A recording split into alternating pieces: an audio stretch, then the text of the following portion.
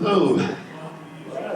Thanks for coming out. It's been the midday with us here in Worldslinger's Way. My name is Cisco. I'm an author.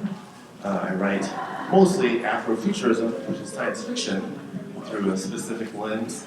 But my last book, The Unbanished, which reached #1 on a few charts, thanks to great folks like you, was my first foray into fantasy. Some folks have been calling it Afro-fantasy, but I want to have a slightly broader definition. And so the reason why I call this full-color fantasy, first off, they're a little bit loud. Everybody hear me? No? I'm sorry. I will try and speak around the applause. And we can also do like the old, like New York City. Let's. All right. Yes, if I say anything and you don't get it, just like raise a hand, and then I'll try and pause and we can try and backtrack. But again, thanks for coming out. So with fantasy, there's usually a few tropes, right? And one of the things that I like to do personally, whether it's writing or just interacting, is not to just talk. Any kids here? I don't like to talk shit. I'm an old school fella, a little bit older school than I like to think about sometimes. But I prefer to, we had something called put up or shut up. And so, because a lot of fantasy, I wasn't opposed to it, but I was always solidly on the science fiction side of the sci-fi fantasy split. And the reason for that is, with respect to all the other great authors and writers out there doing stuff, is because a lot of it felt like J.R.R. Tolkien fanfic. It's like, yes, it's cool to see pseudo-European dudes riding horses with swords killing dragons, but once you've seen that, do we really need to see it again and again and again and again? And I decided, no, I like the Arthurian legends, they're cool. Who doesn't like dragons? Who doesn't love Queen Cersei, trying to protect her kingdom from the tyranny of the evil Daenerys Targaryen? But we've seen that story. Yeah, I saw some person, Daenerys she's the bad guy in that story. And there's a lot of surprise around the end of Game of Thrones, especially in the television version, where they're like, it came out of nowhere. It's like, well, season 2, she said she was gonna take all her shit back with fire and blood. And then at the end, she took all her shit back with fire and blood, so it should not have been that big of a surprise. But I decided to stop talking trash about fantasy, and I wanted to write fantasy, and I tried to think about what would I want to see in fantasy, because fantasy means, by definition, fantastical. That's no limits, but we have these weird constraints where everything is pseudo-European. There's always, usually male, the chosen one, and he's going to use his sword. Inexplicably, that sword, no matter what technology he's up against, that's going to be the old way is the best way. And no matter how smart they present their protagonist, he's always at some point going to have to get his hands dirty and murder some people. Lots of people. Usually brown people, or stand-ins and allegories for brown people. But I thought, you know what would be cool? Let's not have a dude murder people. In fact, let's not have our hero murder anyone at all. Actually, let's have our hero be a pacifist.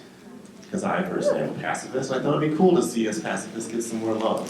Just because we don't fight and kill doesn't mean that we're less awesome. It doesn't, trust me. That was a really pregnant pause. So make sure you all come with me. And also, the Arthurian thing, I get it.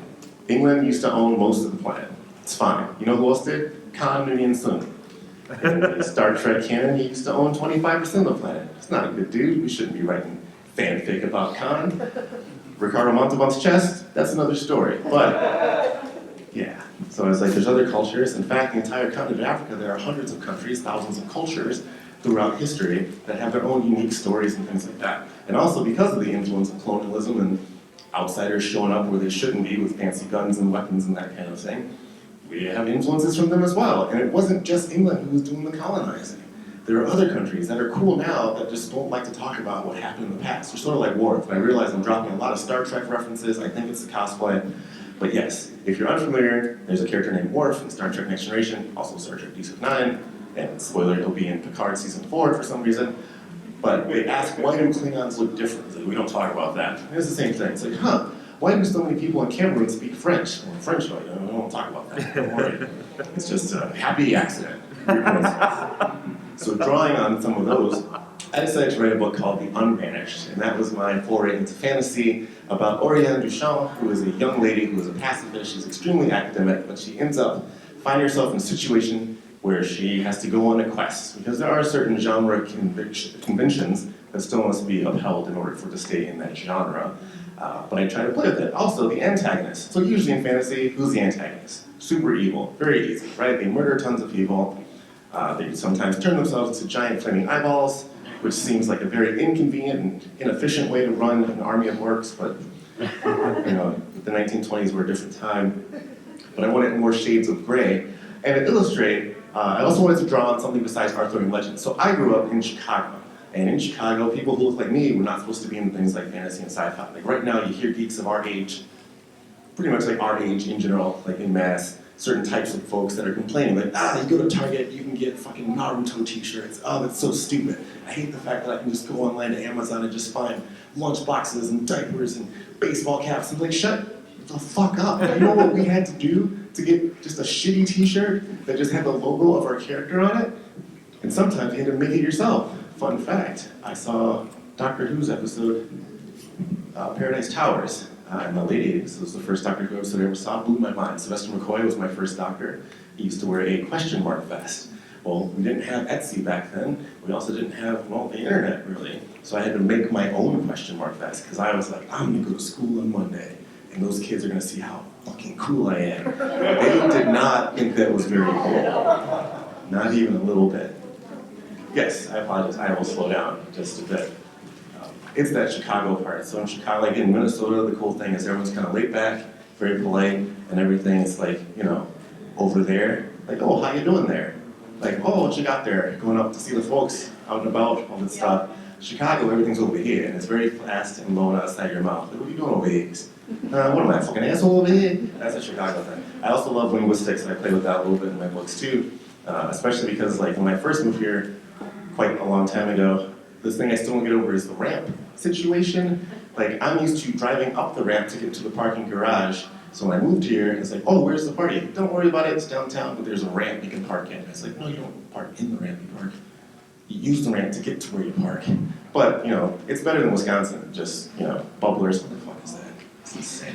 Also, fuck Wisconsin. Just in general. No offense if anyone's from Wisconsin. Actually, all the offense. What are you doing? Wisconsin. Can happen. Move, we got interstates now. You can leave whenever you want. So this example, read an excerpt from The Unbanished. Oh, I do have copies, and they are pay what you can, if at all. So I write because I like to express. I'd rather have 1 million people read it that paid $0 as opposed to have 10 people read it that paid 10, 20, 30. I want to get my work out there, because if a tree falls in the woods and there's no one there to hear it, who gives a fuck? Right? Also, what's wrong with that tree that's just randomly fallen over in the woods? It probably shouldn't have been up in the first place. I'm losing this allegory. Ignore it. Let me start from the beginning. So in this session, I know I'm supposed to set up the excerpts like traditional authors, but we've got about an hour together. My books are kind of short, and you don't want to hear me read this entire thing to you. I know I seem like kind of a slightly charismatic, mildly attractive fella if you don't have your glasses on, it's still pretty early, and you're hungover. Yeah. This looks great. The pandemic, the one good thing, covering 70% of my face, oh my god, I'm a fucking knockout. But in this excerpt, we're going to meet two shellskins, which was an actual profession that that we believe, or anthropologists believe, was around 2,000 years ago or so. But basically, they would trade skins for shells. They were what we would consider modern-day assassins nowadays. But my two, they have a little bit of banter, and they're bored on their way to a rendezvous when they decide to tell, one of them decides to tell the other a story. And so rather than borrowing from the Arthurian legend of like a boy pulling a sword out of a rock or catching it from a strange lady, by the way, why are ladies throwing swords at kids? That's... Why about the pond? Right. Well, that would be fine. If it was just a young lady lying in a pond, and she's like, hey dude, you want a sword? That's cool. But in every story, Arthur walks up to the edge of the water, there's that light and all that other stuff happens, and there's a sword that comes flying and he catches it. Don't throw swords. That is super dangerous. Especially in the medieval days, there's like no doctors. They're like, oh man, what happened? Like a lady threw a sword at me, I got cut. Like I put a leech on it, you're good.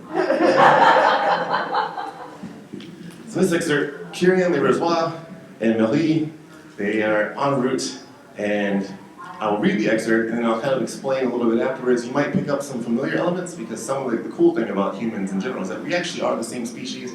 A lot of assholes will tell you that, like, no, it's like, we're the superior race. We're the superior race. Everyone sucks. Like, actually, we're all kind of assholes. Some of us are kind of cool. It's a hodgepodge. It's like a bag of Skittles. But not like that racist guy said we're a bag of Skittles, like a good bag of Skittles. We're kind of like the tropical flavor Skittles. Yeah, not the sour Skittles. Those are no good. I mean, no offense, but if you like sour Skittles, you probably kicked the puppy on purpose. That's no good. Yeah, it's all right. Didn't mean to call you out, but stop kicking puppies. It's no good.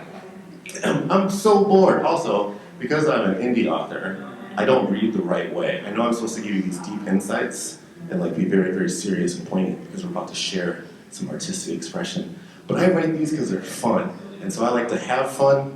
And so I also didn't get formal training in how to be an author, which I don't think exists, unfortunately. Someone should start that school. I'll start that school. Find me on Fiverr for $5. I will teach you the official author skills. You get a jacket, because we need uniforms, right? You need sunglasses, cup of tea. My mic keeps moving. He's a little bit of Viagra over here. I'm so bored, Marie sighed. Remind me again why we agreed to meet so close to the border of Terdos. Well, because by taking bigger risks, we'll be able to reap larger rewards, Kirian retorted, casting a look over his shoulder at Millie. Neither of us was content chasing goat thieves and adulterers along the eastern coast. Truth, Marie conceded. I just didn't realize we'd have to go so far. Well, dangerous people tend to reside in dangerous places. Why don't you tell me a story to pass the time? Well, what do you want to hear? Kirian replied as Marie carefully moved from the back of the car, climbing over the railing and taking a seat next to him. How about something with trickery and bloodshed? Marie smiled. Something to set the mood for our upcoming rendezvous at Filet Noir. Trickery and bloodshed. Kirian thought for a moment. Have I told you the fable of Vadim? A fable? Marie's smile faded.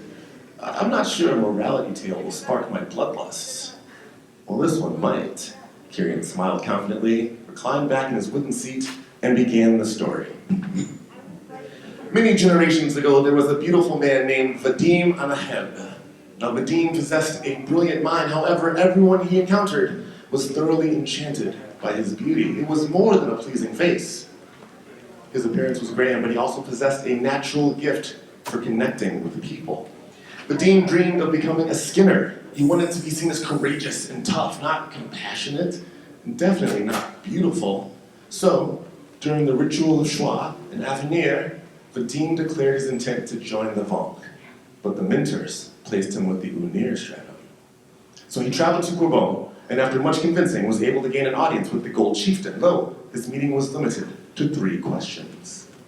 For his first question, Vadim asked to join the Vank and was denied. For his second question, he asked to serve the Queen Mothers of Tolabella. That would allow him to remain in close proximity to the leadership of the Vank while still serving the Unir. The Gold Chieftain denied him again. With one question left, Vadim realized he would have to change his approach. And for his final question, he asked for an ear of corn. An ear of corn, Marie exclaimed. Yes, a single ear of corn. Let me continue. Vadim knew that the chieftain needed servants to tend to the needs of the elders and other matters of Courbon, so Vadim asked if he could take the ear of corn and return a few nights later with 100 servants. Then, would he be allowed to join the Vank? The chieftain wasn't immune to Vadim's charms, and was in fact in need of servants, so he agreed to the terms and gave Vadim a single ear of corn. Vadim wrapped the ear of corn in a fine ribbon and set off. After a couple of nights, he came across a village. He told the village elder that he was on a mission to deliver a special ear of corn to the chieftain and requested a special place to sleep for the night. The village elder agreed and treated Vadim as an honored guest. During the night, while all the villagers were asleep, Vadim fed the ear of corn to the village elder's chickens, leaving the fine ribbon in the coop. The next morning, Vadim accused the village elder of being negligent in the care of his chickens. The village elder begged him to take 10 chickens as an apology. Vadim accepted, collected his ribbon and his chickens, and set off. Vadim arrived at another village. Before he entered, he wrapped the ribbon around one of the chickens' necks. He told the village queen mother that he was on a mission for the chieftain and requested a place to store his special chickens for the night. Just like the first village, Vadim was treated as an honored guest. During the night, Vadim butchered the chickens and smeared their blood and feathers on the door of the Queen Mother's house, leaving the ribbon on the step. The next morning, he accused the Queen Mother of slaughtering the chickens and threatened to bring the wrath of the chieftain down upon the village. The Queen Mother begged Vadim to take 50 tri-horn goats as an apology. Vadim accepted, collected his ribbon and his goats, and set off. Vadim drove the tri-horn goats down the road. After a while, he came to a group of old men carrying a corpse. He asked them whose body they were carrying, and they replied that they had found it on the shore and were taking it inland for burial. Vadim offered to complete the burial if they would take his goats. Well, the old men happily accepted the offer.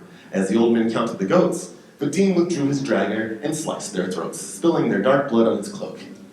Vadim covered the corpse in the old man's clothes and carried it on his back. Soon, he reached the beaches between Karbon and Navanka.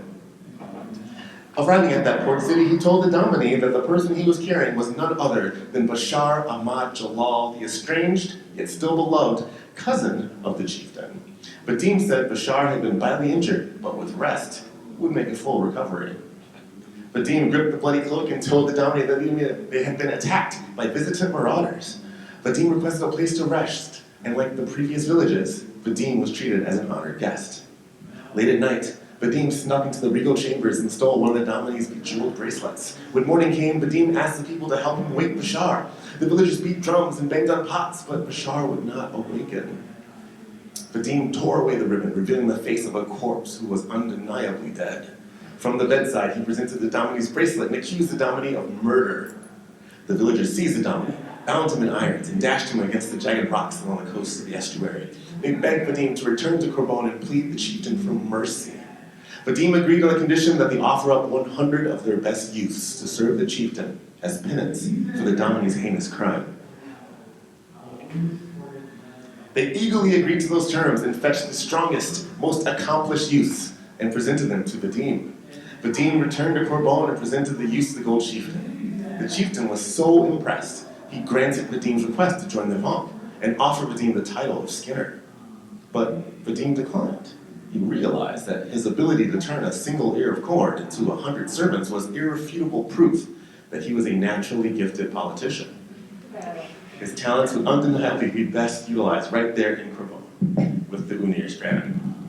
So that story, as fun and silly as it is not entirely mine. It's a variation on similar stories that I've heard as a child where you're taking one thing and then you're making it into something much larger, much more valuable. And this actually appears in lots of cultures. However, it doesn't really often occur in fantasy, or at least a lot of the more popular tropish fantasy. And so those are kind of elements where this now is presenting a side of our own culture out or back to us in a way that is familiar yet different. And that's really what it's about, because fantasy, like science fiction, is really just a reflection of what we are, what we're doing, but said in a way that's a little bit easier. Like if I meet someone and they're like, hey, just to let you know, yes, you do kind of look like on a scale of 1 to 10, like a -40, but that's not what it's about. You're a nice guy, it's just, I don't date Negroes. It's like, oh, cool, that's super racist. And like, no, it's not racist, it's a preference. It's like, okay, all right, check this out. I'm gonna read you a story. And then they'll read the story, like, oh my God, I'm a fucking asshole. That was super racist. By the way, that's a true story. It's in another one of my books, because I like to pull from life, because I heard you're supposed to write what you know, life imitates art, etc., etc. So I was young, swinging single, and my friends are assholes. It's okay, because I'm kind of an asshole too, so it'd be weird if I didn't hang out with other assholes. They were like, we're gonna set you up on a date. And I was like, great. And so I met this person, and they were really, really sweet. We went out, had a good time. I said, we should do this again. And they were like, yeah, we should do this again. So we did it again. It was nice time. Did it 3 more times. On the 5th time, we're going out. I was like, there's no expectations, but maybe we should go back to my place. We could have like a grown-up slumber party. This is before Netflix and chill. We just had the chill part. It wasn't very chill. It was very hot and sticky and icky. We didn't get to that part because they told me that they didn't date inwards. So this actually happened. And I was like, oh, what? I said, yeah, you're nice, you're super polite, we had a good time, but no, I can't date an N-word. And I was like, cool, you need to stop saying that word.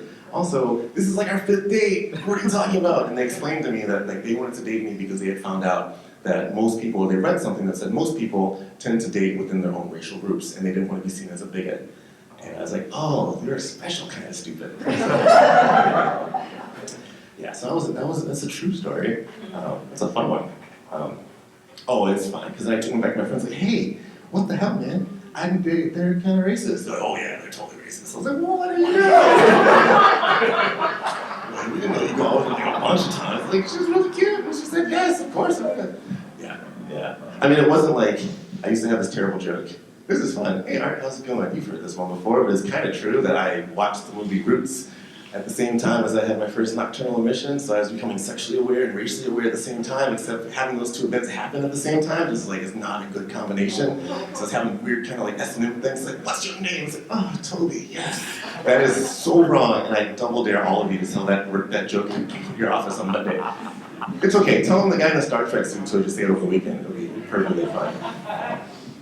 Yeah, I'm getting way too personal here. I think it's got me a microphone and a picture of myself next to me. It feels like I should be pouring out all these terrible secrets. I'm actually much better now. I used to have that, I moved to Minnesota a while ago and I was like, wow, the women here, because I'm age-injured or whatever, but I can still tell like hot is hot, and like the women here are like top shelf. I don't know if you guys know this, and this is definitely objectifying, but just purely from aesthetics and appreciation of artistic, biological forms, it's like Minnesota and then like nothing, like Midwest, and you're smart too.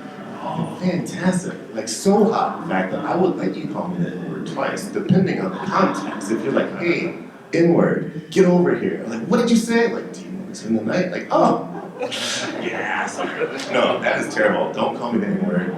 It doesn't matter how hot you are. But definitely try it. There's a neighborhood in Minneapolis on like Broadway and Lyndale. You should go over there and try that. Yeah, a lot of fellas. It's and I'm busting chops. I know you're like, man, you make a lot of race jokes. Some of my best friends are white people in college. They used to call me white girl. Not just because I like PSLs and Jamba Juice, but you are what you eat. So there's, not like a Jeffrey Dahmer way. I'm talking more of like Long John Silver's. I like seafood. This is going horribly wrong. I need to get this back on track really quickly. So in talking about cultures, by borrowing that particular story, I wanted to also borrow other elements that were a lot more relatable and a little bit more on the nose. Because sometimes, like Star Trek, for example, you hear sometimes Star Trek fans saying like, oh, it's so dark now, it's too woke. So yes, Star Trek is political. Has been since 1966. And they've been getting more and more blatant because people are stupid. And so knowing that some people are stupid, I tried to be a little bit more blatant in some of the other excerpts. So this is another scene where Oriane, our champion, our protagonist, has encountered the Doyen of the Farfadets. So if you're not familiar, so you've heard of dragons, you've heard of fairies. Anybody know like Farfadets? No? So Farfadets are kind of like fairies, but they're furry, look more like demons. They have horns, they're awesome. It's like if a dragon, a gremlin, and a fairy had a baby. I don't know how that works, that's one too many in the mix, but they would get a Farfadet. And I said, there's not enough Farfadets. So she's met the leader of the Farfadets, who, for the purposes of this book, is able to do some like telekinesis, mind melding, kind of cool stuff. And she's showing Oriane that what she's been told about her history is not entirely correct. And the history in here is fictional, but see if you can spot some elements here, like, huh, that sounds kind of familiar. In her entranced state, Oriane found herself transported. The voice of the Doyen blew through her ears like soft, warm winds over the planting season, narrating the scenes playing out before her eyes. Though the account was familiar, there was much more that Oriane had never before heard or witnessed. The gulf between determination and delirium is both infinite and invisible. The poetry of the damned often falls on deaf ears. The will of a people may echo for miles without answer, but faith can only be deemed folly in the hindsight of forfeit. 7,000 generations ago, the progenitors labored tirelessly to build a thriving civilization. The results of their onerous burden took root and spread to the furthest shores. And maybe I should do this like a normal author. It's a little hard to turn the pages with one hand. Through procreation and exploration, they blanketed the lush and fruitful continent. They named their world Javari in tribute to the Queen Chief Savon Figuier Javari, the fallen matriarch who freed them from bondage, braved the endless depths of the fleshwater ocean, and led them through the unfathomable to set foot upon their new homelands. Tens of thousands of nights passed as they matured and prospered, building a complex and relatively equitable society. For the first few hundred generations, they lived in benevolent harmony with the mystical indigenous creatures, all of whom were wondrous and beautifully necessary to the prosperity of the land in their own distinctive ways. The Kongamado gave them meat and building materials. They learned what crops to eat, what fields to plow, and how to safely avoid the hazards of the cacals and the carcoals. They learned to forge weapons and build ships. They mastered the strategies of conquest by studying the hunting tactics of the Gabali and the migration patterns of the Leviathans. But it was my kind, the Farfadets, who guided them in the ways of immingling with the space between the miraculous and the mundane to develop the necessary skills to lead the preternatural abilities of the magics. Then the visitants arrived. They came from across the oceans, traveling some 91 nights. They sought to empower themselves in the name of their cursed homelands. The lands from which they came possessed few natural resources, but nowhere near the abundant array of plants and animals, of fine minerals and raw materials. They were also wholly devoid of preternatural knowledge and had no comprehension in the true power of the magics. The visitants carried with them strange armaments and advanced technologies, but their deadliest weapon was unseen to the progenitors. There was a pox in their blood, one for which there was no remedy, and one that threatened to decimate not only the stricken visitants, but all life on Javari. The bronze, iron, and gold chieftains, the Hall of Elders, along with the queen mothers and mentors from all the regions, also the beings from Air Salt gathered to discuss the visitant issue. They didn't want to let them die, but at the same time could not endanger their own people. They decided that the visitants, with their frail biology, ignorance of natural ways, and crippling foreign sickness, could stay in the coastal region along the southern border, just a few nights' journey north of Navanka. The visitants agreed, thankful for the merciful generosity of the Javari people. And at first, the arrangement worked. The visitants stayed in their area, receiving instructions on how to work the land, grow food, build shelter. Emissaries from their enclave were allowed to travel to other regions to learn necessary skills, but the emissaries would return to their enclaves with stories of the splendor of other regions. And after 2 generations, the visitants became covetous. They gazed upon the magnificent people of Tolabella and Ardwood, Navanka, and Kurbon and devised plans to conquer the continent. The visitants sent word back to their homelands, and over the next 500 nights, thousands of visitants began arriving.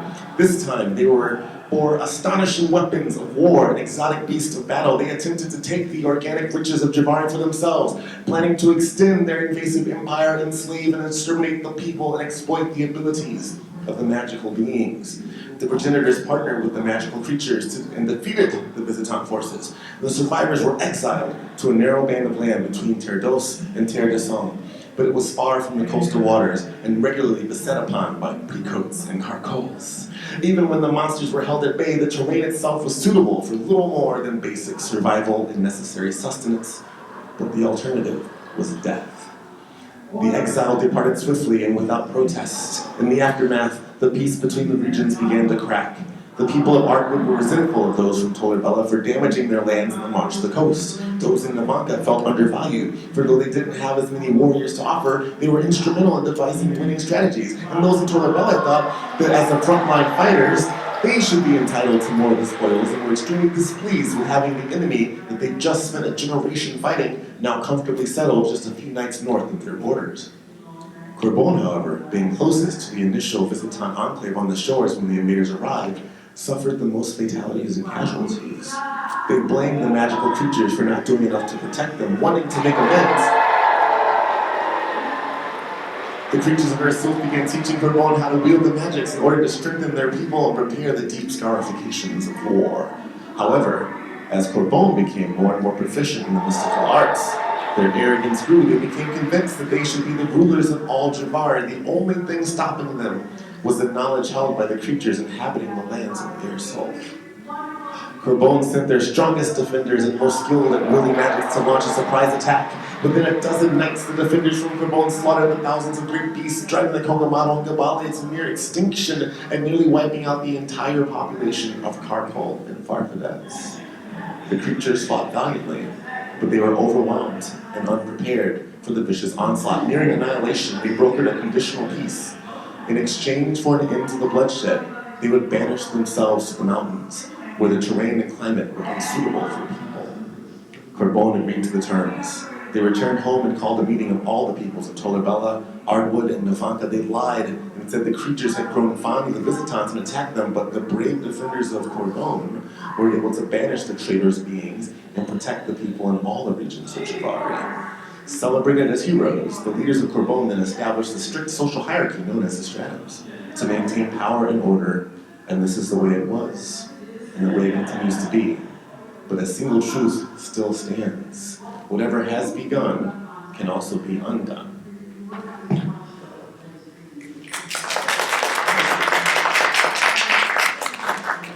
So the thing about that excerpt is that clearly there's a few mild references to actual events that may have occurred. You're going to hear some folks over the next few political cycles talking about like making certain countries great again.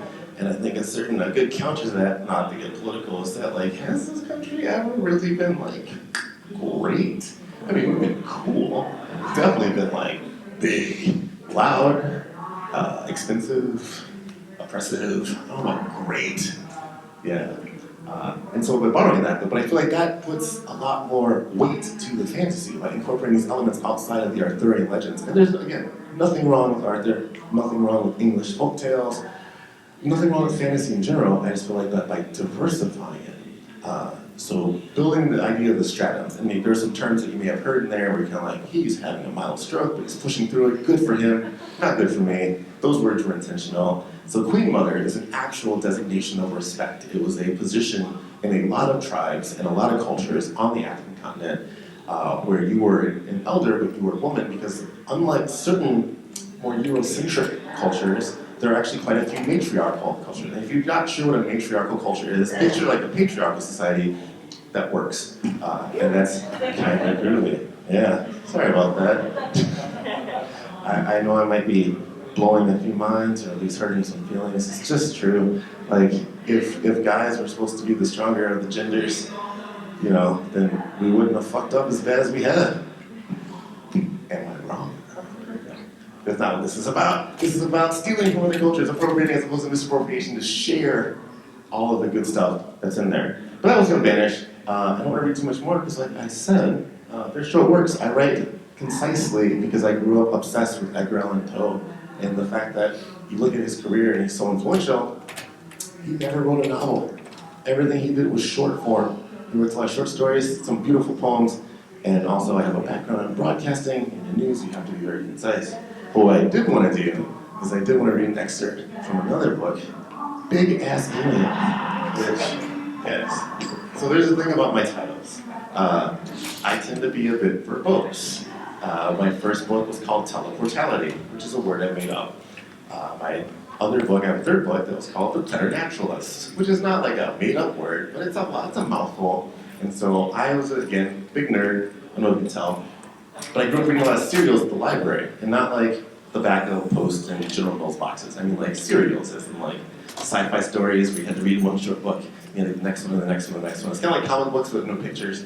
They're very cool. And I wanted to write an homage to the serials that I used to read. And my working title was called The Perspicacious Rise of Javari the Bold. Because I was like, yeah, nothing says alien invasion like a bunch of 50-cent words, right? That's the first thing you think. And a friend of mine was like, no, that's terrible, don't call it that. I was like, what do you mean? Perspicacious? That's a sexy word. She's like, no, you have a weird idea about sex. And you say something about like roots. And I said, okay, well, what should I call it? She said, well, I'll help you. What's it about? I said, well, there's these big-ass aliens. And she said, stop. That's your title. and because I'm an indie author, I was like, you know what? Fine. That is my fucking title. When no one buys this book, it's all on you. You're going to see it. And since then, this has been my most popular work. Like, I have gone there, like, I have great artwork, really eye-catching displays, and people are like, oh, what's this black and white thing? Big-ass aliens, what's that about? And so the fun about Big Ass Aliens, though, was like, similar to fantasy, I wanted to write the stories I didn't see. Toni Morrison, the late great Toni Morrison, has a fantastic quote, which I'm going to paraphrase, because it's beautiful. Basically, if there's a story that you want to read that you can't find, you are obligated to write it yourself. And again, kind of dovetails nicely in that, like, put up or shut up. And one of the things I love about alien invasion stories is that they're like mashed potatoes. Even when they're bad, they're still kind of good, but they usually fall into one of two camps. Just like mashed potatoes, you've got like plain mashed potatoes, and then you got like the weird mashed potatoes. And like plain mashed potatoes can be like chunky. They can have like skins in them. They can have like chives, all kinds of good stuff. Plain doesn't mean like empty. It just means like, all right, standard. And then you got like, the weird ones, like anybody go to like a public school and like you had mashed potatoes, but for some reason it was more like the consistency of like cream of wheat. Like, have this potato. It's like, it feels like it takes more work to make a potato that than to just smash it and heat it up. Like they went out of their way to make it weird. And that's how I felt about alien invasion stories, that you had one of two camps. You had, we're here to conquer, or we're here to warn you.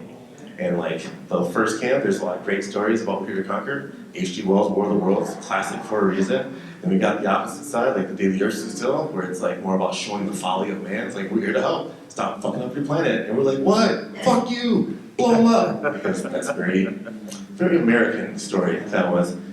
With Big Ass Aliens, I was like, well, what if the aliens don't give a shit about us at all? Think about it this way. If you have the technology to traverse light years, galaxies, who knows, and you show up on this planet where we're still like grasping the concept that like gender doesn't mean what's in your pants, you don't want to talk to us. I mean, when we knock down the rainforest, well, that's really sad. I want to bring the house down. When we build anything, when you're walking from your front door across the lawn to save time to the sidewalk, you're destroying thousands of microbes and insects, right? You don't care about that. I mean, you do now, but you didn't then. So that's what the big ass aliens, they show up, they're fucking our stuff up, but they don't care because we're so insignificant. But I wanted to do it in the hyper-local lens of the Twin Cities, because I talk a lot of trash, but I really do love Minneapolis and St. Paul, and all the suburbs that haven't realized they're really just Minneapolis or St. Paul and are kidding themselves. I mean, really, Richfield, come on, you're across the street. You're just South Minneapolis. And like St. Paul, sorry, you're the east neighborhood of us. And why don't your streets make sense? What the shit is that? It's up, down, left, right. No this circle stuff, no like 2 levels. Anybody here from St. Paul? What the fuck? What are you doing? And I realized reading a serial, not from the beginning, might make you a little bit lost, but this is just a small excerpt. And they kind of, just to give you a taste. And I like this idea, because I also want feedback. Because I think that if you read Big Ass Aliens, you'll dig it as well. And I'm gonna do this the right way. I'll do this like a proper author is supposed to. Like here, I'll use the little, like 8th grade bandstand. When I asked me to play trombone, and I thought, this is it, I'm gonna be a rock star. Strangely, that's not the case. It did not happen. So this is an excerpt from Big Ass Aliens number 3, What We Are. Because serials always have like a subtitle that's supposed to lure you in. So does everyone feel properly lured or adequately lured? All right. Wabasha. I've been hungover before. I'm not talking like the kind of hungover you see in the movies where everyone just throws on a pair of sunglasses, downs a mug of coffee, and they're fine after a couple minutes.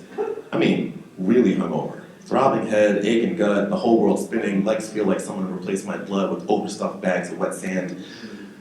Even worse. Now the last thing I remember was being lifted high into the air by one of those big-ass aliens. And the loud, painful buzzing rattling around in the space between my ears. It was all gone now. Not the pain, mind you. My head still felt like a dozen Little League kids used it for batting practice, but everything else. There was no big-ass alien, no weirdly trapezoidal head or tiny eyes staring at me, no loud buzzing between my ears. For the moment, it seemed I was safe. I calmed myself down and patted my chest and legs. I seemed to be in one piece. I stretched my arms and took a few steps. I couldn't see anything, but the ground was hard and the air was damp. I checked my pockets and pulled out my phone. Feeling around the edges, I found a little power button and pressed it. I sighed in relief when it blinked on. Not much power left, but the light from the wallpaper was just enough to cut through the darkness.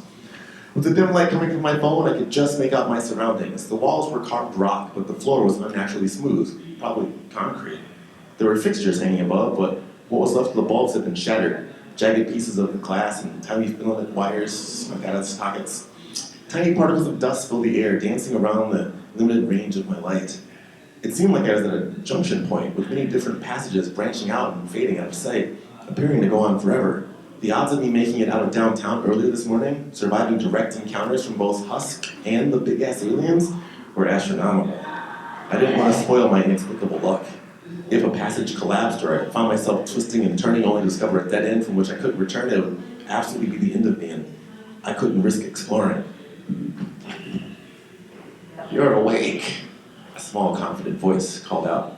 I turned towards the voice. A short, pear-shaped woman emerged from the shadows. Her thick gray hair was pulled back behind her ears, hanging messily about her shoulders. She moved cautiously, but every step was deliberate. Her long, worried face was illuminated by the soft amber light of the lantern she held in her outstretched left arm. It was hard to get a read on her age. Usually with older folks, I could ballpark it, but she was enigmatic. She could have been a useful 60 or a world-weary 30. Her expression was soft, but serious. A long, faint bruise slightly darkened her left cheek. Starting from the bottom of her ear, it arced diagonally across her nostril before curving up towards the corner of her eye. Even in the dim light of our surroundings, you could tell that this was a woman who had been through something rough. "Where am I?" I whispered. "What?" she replied loudly. "Where am I asked again, louder this time. "Wabasha Caves," she replied matter-of-factly. "Well, what's left of them anyway?" "The Wabasha Caves? In St. Paul? How the hell did I get here?" "I don't know." "What do you mean? You were just here one day." Like the rocket, right? That's the effect. Like old lady, narrator, old lady, narrator. "I just appeared?" "I got word that someone was hiding out here in the long hall about 5 days ago. Said you were breathing but unresponsive.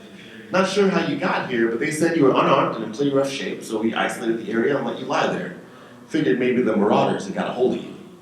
"Marauders? Don't worry about them." She raised her other arm into the light, revealing a long, homemade jagged blade with ominous red and black stains along the edge. "I dealt with the last of those scavengers personally." "No, I was at a loss for words. None of this made any sense. Still, I didn't want to contribute any of my fluids to the stains in her blade." "You're welcome." "Right. Thank you." And I realized I kind of slipped Southern there for a second. I don't know, all old people are kind of Southern, right? A little bit, just a little bit. I took a deep breath and tried to speak calmly. "I don't remember any marauders. The last thing I remember was being attacked by one of the aliens. One of those sky creature things attacked you directly, and you survived." She chuckled in disbelief. "Yes, well, not really attack, it just picked us up." "Us?" "Yeah, me and Safala." "Who's Safala?" Her question was so simple and reasonable that it stuck a chord deep inside my gut. I wiped the tears from my eyes and swallowed hard, and that's what hit me. I was alone. "Was anybody with me when you found me?" "Nope." "Well, you said someone told you I'd been here for 5 days, right? Maybe they found someone else, or maybe Safala could be in a different part of the caves?" "No, not possible. Sorry." "Well, how can you be so sure?" "Had to burn out the rest of the caves fighting the marauders. Lost all my people, but it was worth it. You and me are all that's left." I exhaled and surrendered. Over the course of my life, there have been many situations far beyond the scope of my control. I've become accustomed to acquiescing and leaning into apathy. Sometimes what it is what it is, and there's nothing to be done about it. And rather than waste my time stressing or worrying, I conditioned myself to put my head down and keep pushing forward. This was different. Safala had saved my life. Hell, she'd been saving my life way before those big-ass aliens invaded. I couldn't just forget about her. "You said we're in the Wabasha Caves." I stood up. "Yes. Well, I need to get to Minneapolis." "Well, good luck with that." "Can you help me?" "Well, probably." "Will you help me?" "Probably not." "Well, why not?" "Well, I can't let it go to waste." "Let what go to waste? What are you talking about?" "Meat." Her eyes went wide and she lunged at me. Her screech echoed off the stone walls of the cave as she advanced, swinging the dirty but dangerous blade above her head. "What the hell?" I cried. "Why are so many folks gone feral so quickly?" So yes, an ongoing theme in the Big Ass Alien serial is that once the Big Ass Aliens show up and start destroying the Twin Cities, it doesn't take much for the entire city, not entire, but most folks to really lean into that. There's an encounter in the second chapter where they find refuge on the West Bank, and they encounter a little girl who's already got her post-apocalyptic armor, and he's just like, "What the hell? How are you doing this? What is going on?" Which is somewhat of a commentary in and of itself. I am actually an optimist. I know it's hard to tell from all the scary, terrible things I've been reading, but I do think that if shit hit the fan, holy crap, we would tear that fan apart, use the blades as swords, and start murdering the shit out of each other.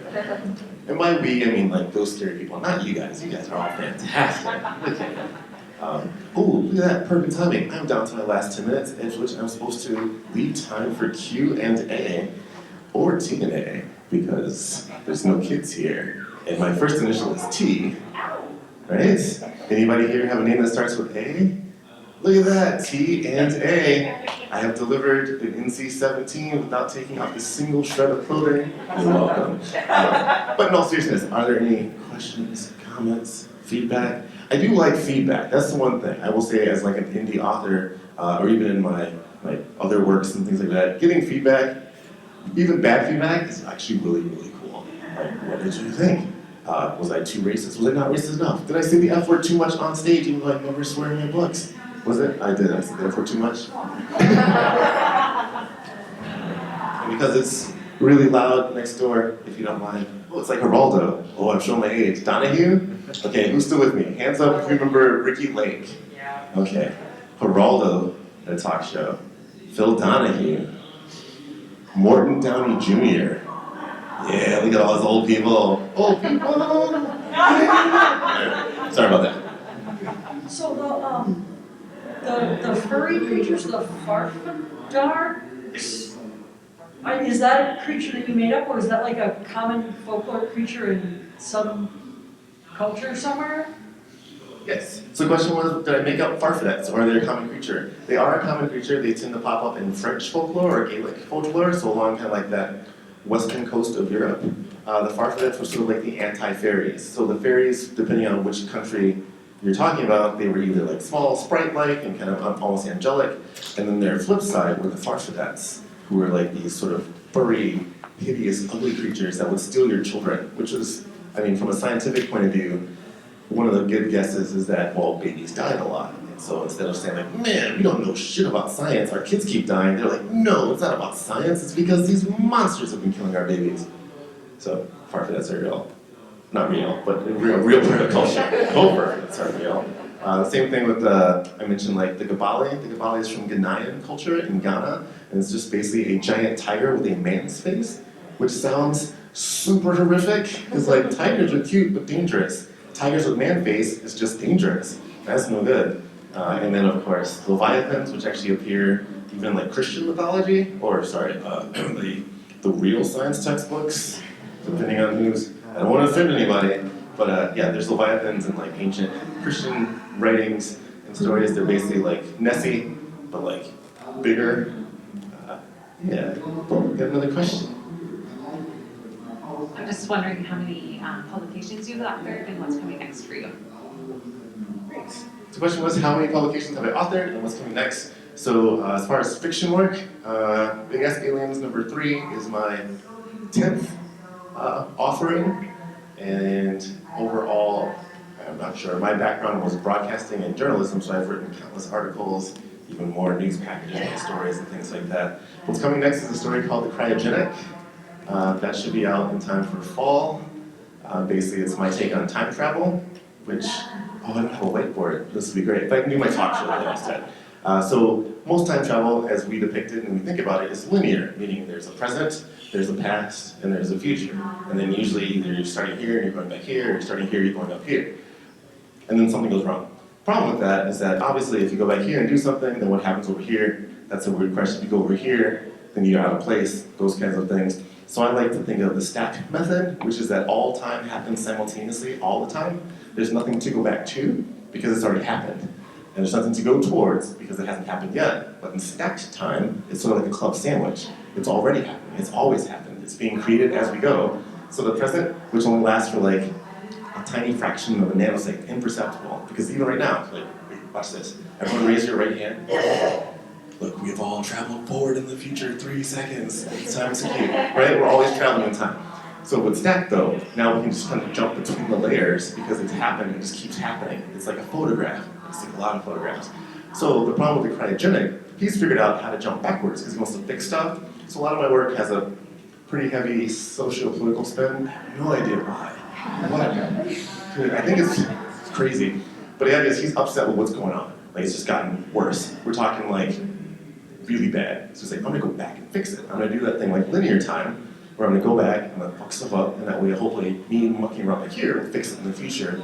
Instead, he can't go forwards, so he's gonna use cryogenics, which is sleepy, to sleep his way to the future.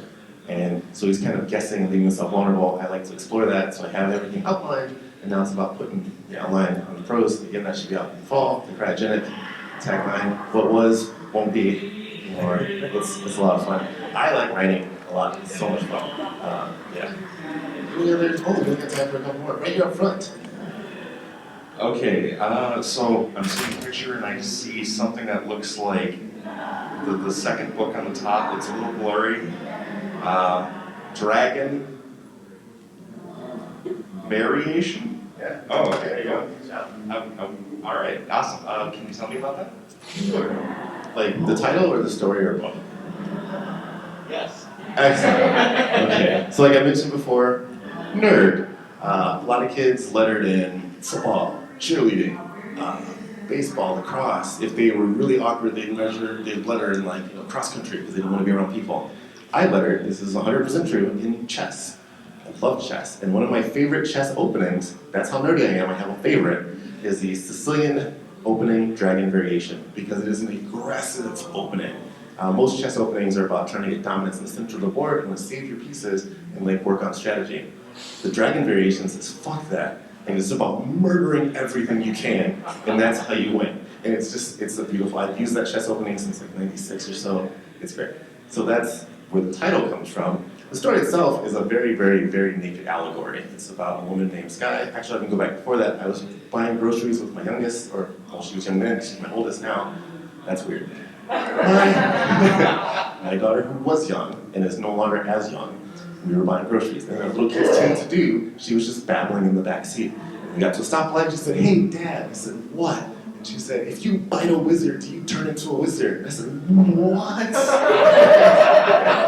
Because we had not been discussing any of that. And I was like, "No, I think you're mistaking that for like werewolves or something. Well, that's cool." And Mary's like, "Oh man, what if every time you bit a wizard, you could like be a wizard for a little bit? That's kind of cool." But that was back in my hard sci-fi. I wasn't a fantasy guy. So instead of wizards, I was like, oh, I'll make this an allegory for like basically the entire African American experience. So the idea is that Sky, who is the main character of Dragon Variation, she works in the post-apocalyptic future, very tyrannical government, kind of paint by numbers so far. The difference is she is what's called a doyen. I do use a lot of French because I think it's a beautiful language. I can see all kinds of stuff and it sounds sexy as shit, and it's just garbage. It's like, so, right? Like, you're a little wet, that's cool. All I said was, there's a big ant. He has a hat on his head. It sounds hot, right? Sounds really hot. As opposed to, like, say, German, which is, like, really scary. It's like, oh, ich liebe deine Handschuhe. It's like, what the fuck? I like your gloves. Because Handschuhe is hand gloves. That is a nice hand shoes. That's the nice thing about German, right? It's like Legos. Anyway, back to the story. Sky is doyen. She is captured by the government where they basically keep them as actual chattel. So you've heard like how, like, yep, that's right, yeah, nice and comfortable. Let's get deep into that white guilt. The cool thing is that, so every time they sever meat from her legs or thighs, and like they feed it to their armies so that way they can gain her powers briefly. And then at first she just does so unknowingly, then she does so willingly, thinking that by cooperating she'll have it easier. Then she realizes like, no, I'm being exploited, decides, fuck all this, I'm gonna go. And she runs out. So the whole story is an escape attempt book, kind of a travel movie. Not as gross as McCarthy's or McCormick's The Road, but still kind of gnarly. And then the counterpoint, the antagonist, is Spencer, who works for the government. He has a stand-in not just for like systemic oppression and white supremacy, but also like the blasé attitudes, because he believes that what he's doing is right, which goes to the, I'm gonna get really preachy all of a sudden, the best antagonists, if you are writing stories, usually I'm supposed to say, this is my opinion, no, this is fact. The best antagonists are the ones who are not bad. It's the ones who believe that they're doing the right thing. They're just going about it the wrong way. When you think about like a Magneto, like Eric Commissioner, he's not the bad guy, he's the wrong guy. Because he's like, yo, mutants are being oppressed. Like, yep, like we need to stand up for ourselves. Yep, we should murder all the humans. Whoa. And that's like the anti-villain. Those are good bad guys. And so I tried to make Spencer, who's the antagonist, a good bad guy. Like he's doing his job, not realizing that by doing his job, he's really just perpetuating and keeping this cycle going. And then, you know, stuff happens, 3 acts. It's a Western story, so there's beginning, middle, ending. And then there's like a little bit about me in the back. Cover, pretty detailed. Yeah, no problem. Also, play chess. It's a lot of fun. Go to chess.com. You can witness the sun. Creation the Hot Turkey opening. Modern. Louis Lopez. It's a whole thing. And if you haven't seen Queen's Gambit, definitely watch that. It's a great show. It'll get you really hyped up about chess. Kind of like how in Halloween people start buying cats and they throw the cats away. Don't throw away cats. Cats are awesome. If you have a dog, throw that away. Get yourself a cat. They're like dogs, but awesome. Yeah, if you don't have a cat and you only have dogs, just think of like, what if this dog was awesome? That's what it's like having a cat. Or more realistically, having a dog is like having a roommate with a chemical dependency issue. They lick your face, they fall asleep anywhere, they look other things in themselves, they eat garbage. That's a dog, or a bad roommate. Cats are like having like a really cool roommate that you're not really sure if you're friends or not. You're kind of like, you just met, it's like, oh yeah, we had a great night, we were hanging out on the couch, having a good time, and then this morning I kept calling his name, he was ignoring me. Wouldn't talk to me at all, kept showing me his asshole, it was crazy. Yes. And I think there's time for one more, if anybody has any. If not, I can ask you all a question. What should I read? Because B.B. King, maybe blues guitarist, has this great message about musicians where he only hires musicians who don't play blues exclusively because the most boring music in the world is music inspired by the same kind of music. I think the same thing applies to writing. I read a lot of sci-fi, but I want to read more than that because I think if I only read sci-fi and I wrote sci-fi inspired by sci-fi, that's really fucking boring sci-fi. What should I read? Recommendations, I only got one. Think Twilight Zone. Like, oh my god, I'm gonna walk out the doors and be stuck in a hotel room and the only thing I have to entertain myself is this one book. No pressure. What should that book be? Four Lost Cities by Emily Lewis, nonfiction. I can tell you about it. One more time. Four Lost Cities by Emily Lewis. Excellent. Everyone writing that down. 4 Lost Cities by Emily Lewis. This is good for everyone. Yes. Song for the Wild Bill by Becky Chambers. Song for the Wild Bill by Becky Chambers. And got some like vouching snaps. That's a good one. Any of the Caiaphas Cain novels from the Warhammer 40K universe. Ooh. Is that military sci-fi? Yeah, Well, But it's kind of also science fiction thing with Steve horror. yeah. Nice. Really dark setting, really dark setting. Do you like the dark stuff? Yeah. And last two. I'm going nonfiction. So The Body is Not an Apology by Sonia Renee Taylor. Excellent. Thank you. Ooh, and more. Got some vouching claps at times. Just like, fuck your snaps. This is how you do it. If on a winterside traveler in El Camino. One more time, because all I got is like, Winterside Traveler El Camino. Oh, okay. If on a winter's night a traveler, Italo Camino. If on Winterside Traveler Italo Camino. Excellent. And that is a great title. Yeah. Synopsis, really quick, for everyone in the room. Well, let's just say it's the only book I've ever read that's successfully written in second person. Sold. Absolutely. That is awesome. That is time. Thank you all for spending this hour with me. We're getting ready to go on a break. I got happy. And actually, even if you're like, oh, I hate when people do that whole step. I tried, speaking of Dragon Invasion, to do a comic book adaptation. I didn't finish it, because this is like an experimental thing. I'm not a comic book artist, I can't draw for shit. But if you wouldn't mind, read it, and there's a little QR code on the postcard. If anyone's interested, just tell me what you think. That's the only compensation I'm asking for is your opinion. And it's anonymous, so you can get really, really dirty if you want to. Or keep it clean, whatever it is, let's go. Are Thank you you guys. selling your books at some other later time in the con? Because I got a bunch of things that I really want to buy. Yeah, I'm here all weekend. I have to check the schedule, sadly. Or actually on the schedule, if you just type in Cisco, it'll pull up everything, because I don't know off the top of my head. Okay, so you'll be in other places where we can get the book? Yes. Okay,